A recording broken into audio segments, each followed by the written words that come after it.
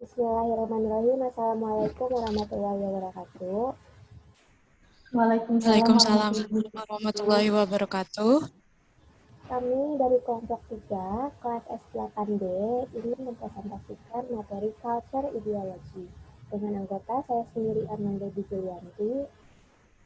Saya Rika Mauludi. Dan saya Debbie Hermutia. Dalam mata kuliah Discourse Analysis in Translation. Pada materi kali ini, pembahasan yang akan kita bahas yaitu how is the cultural context and translation in discourse analysis in translation. Lalu ada the relationship between ideology and translation in discourse analysis in translation. Sebelum masuk ke pembahasan, di sini saya akan membahas tentang pengertian discourse itu sendiri. Discourse atau wacana merupakan konteks bahasa yang ada dalam sebuah percakapan atau interaksi komunikasi. Discourse juga salah satu bagian dari kajian pragmatik. Discourse bersifat lisan atau dikenal dengan spoken text. Dalam memahami discourse, kita harus menganalisis semua. Tidak hanya satu kalimat, tetapi beberapa kalimat sehingga keseluruhan kalimat dapat bermakna. Language and culture are inseparable. Language is an organic part of culture that records the development history of human culture, reflects the progress of social civilization and progress, and is a tool for communication, dissemination, continuation, and development of culture. The status is extremely next, Debbie. Baik. Materi selanjutnya yang saya bahas tentang Context of Culture and Translation. Itu konteks budaya dan terjemah.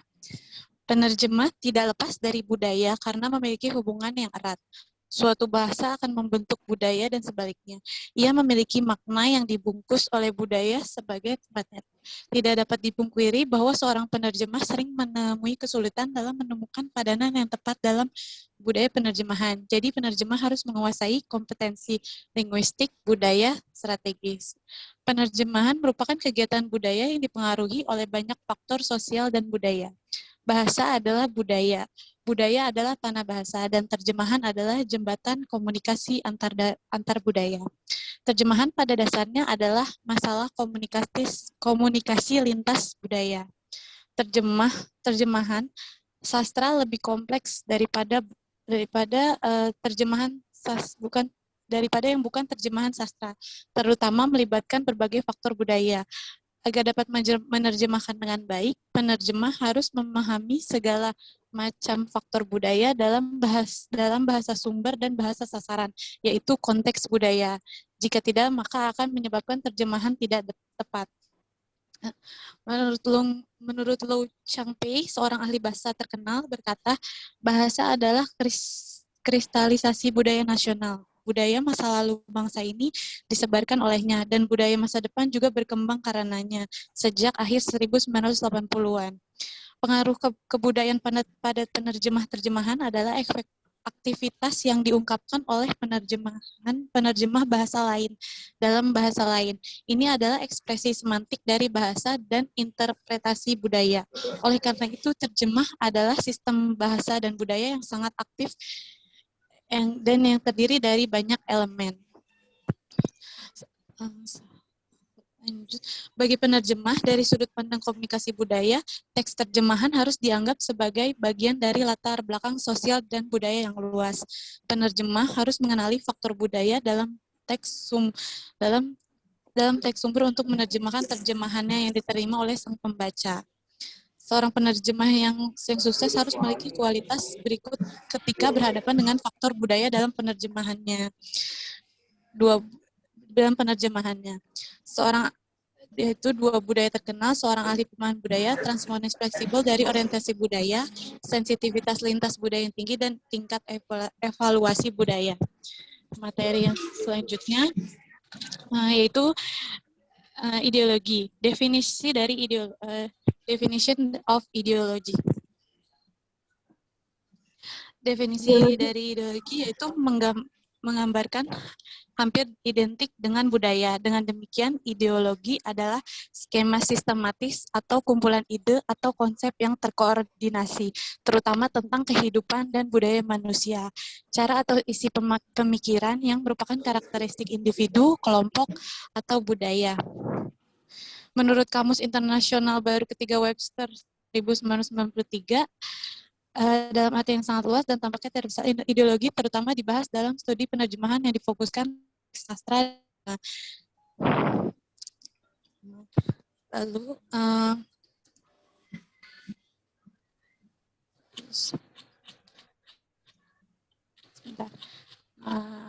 the ancient Roman culture and the classical French culture are a striking example of such imperialistic cultural entities which manifest strong tendencies toward annexing or territorializing foreign cultures.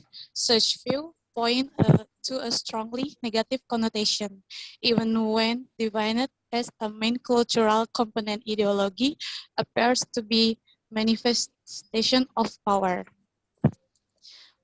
Oke, materi selanjutnya akan dilanjutkan oleh Rifa Mauladi. Untuk Rifa Mauladi, dipersilakan.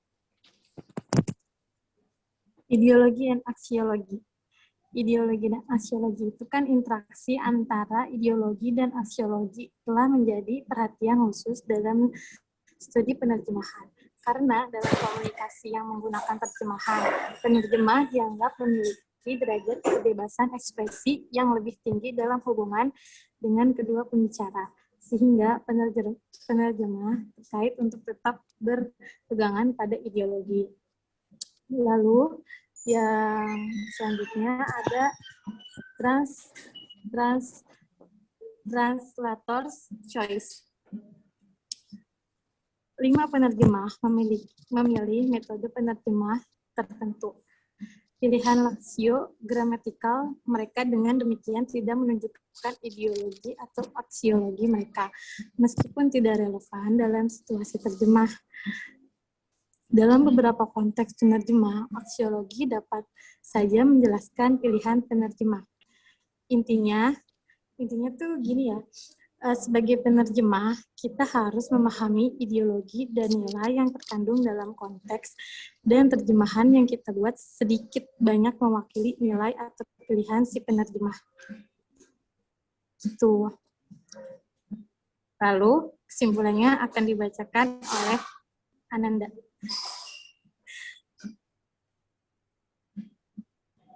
Ada Ananda atau enggak? Kalau enggak, saya aja nih. Iya. Oke, jadi kesimpulan dari materi kita kali ini, language is the carrier of culture, culture is the soul of language, and translation is the bridge of intercultural communication. Language and culture are inseparable. Language is an organic part of culture.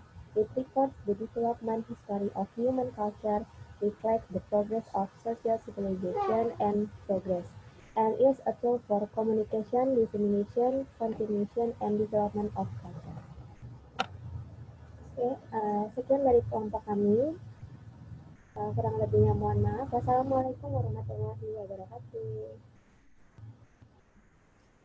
Waalaikumsalam.